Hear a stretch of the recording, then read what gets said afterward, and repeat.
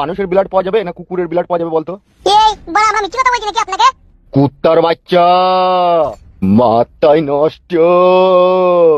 আর এই মনে আমার অনেক কষ্ট রে। বড় ভাই আপনি না বিশ্বাস করেন তো আপনি আমার সাথে চলেন। দাদা আমার এই বানাটাকে বলবে বুধ বানানির ভাই, শালা শালা বৈদ্যু, শালা মাঙের তেনা কপালি ছোঁড়া। বড় ভাই এইভাবে ব্যাড ল্যাঙ্গুয়েজে গালাগালি দিতে আমার ভালো লাগছে আমাদেরকে। গুদু মারানির ভাই ছোঁড়া রে, মানে আমার দোলা ভাই। গাল দেওয়া যাবে না, আমারই খাবি আমারই পড়বি, আমার সাথে গাদ্দারি করবি, আবার ভাষা খারাপ করে গাল দিলে আবার বলছি ব্যাড ল্যাঙ্গুয়েজে গাল দিচ্ছ। বহুত বড় মাদা চোদবে তোরা।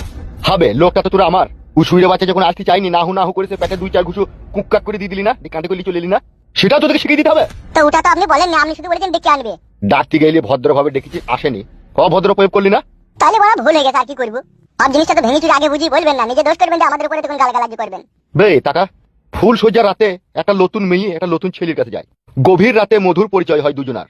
আদৌ মেয়েটা জানে যে ওটা আমার স্বামী, ছেলেটাও জানে ওটা আমার স্ত্রী, তাদের দুজনের ওপেন লাগানোর সম্পূর্ণ অধিকার আছে। কিন্তু মেয়েটা ফুল সজ্জার রাতে আগে করে খুলি খালি রেডি হয়ে ফাঁক করে বসে থাকে। থাকে কি বে, মুখটা নামালি কেন? থাকে না থাকে না। কত ধস্তা ধস্তি, কত হসলা হসলি, কত কসলা কসলি, কত প্রেমের কথা, কত রোমান্টিক কথা, কত চুমুচাটা খাওয়ার কথা, তারপরে তাকে চিৎ করে ফেলা যায়।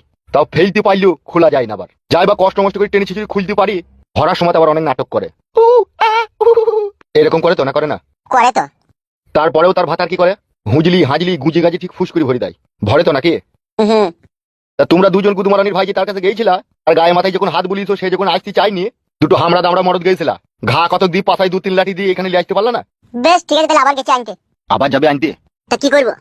আবার যাবি আনতে দিয়ে কেলুর বাবা তোদেরকে ঘরে ভরি লাল চা খাওয়াবে, রাজহাঁসের ডিম দিয়ে, আবার একটু যদি বুঁটাটা বাই করে দেখিয়ে দেয় তাহলে তো আবার ভুলে যাবে। তা কি করবো মানে বলেন? সুরের বাচ্চা, আমি শুধু যাবো তোদের সাথে। আসেন।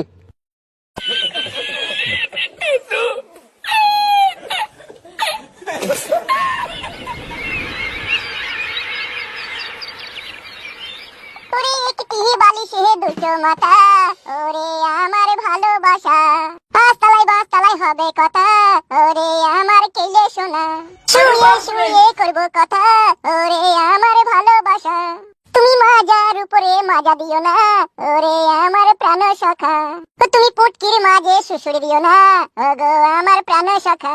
শালা নতুন বিয়ে করি শ্বশুর বাড়িতে এসে কি খুশি রে বড়া, কি আনন্দ। সকালে ঘুম থেকে উঠে ডবল ডিমের আমলেট, বিশাল গরুর দুধের 1 গ্লাস চা, সুপ সাপ করে মেরে লিচি, ঘরে আবার আই বড় শালি, তার সাথে ইয়ারকি মাইতে পেয়েছি। শালা কোনোদিন আমি ভাবতে পারিনি রে বড়া এত সুখের দিন আমার জীবনে আসবে। So very nice God, you absolutely right. আমার কপালে এত কিছু দেওয়ার জন্য ও গড আপনাকে কোটি কোটি কোটি কোটি মিলিয়ন মিলিয়ন প্রণাম জানাই, এত সুন্দর একটা দিন আমাকে দেওয়ার জন্য। So thank you so much.